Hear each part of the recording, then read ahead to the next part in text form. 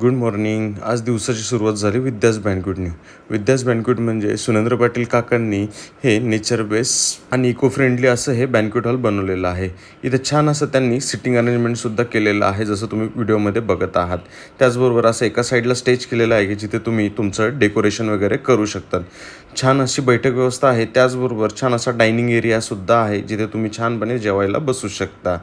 आणि केटरिंगसाठी इथं आपलं टायप आहे. सो आज इव्हेंट होता आणि मग आपण सेटअप वगैरे लावून घेतला सगळा.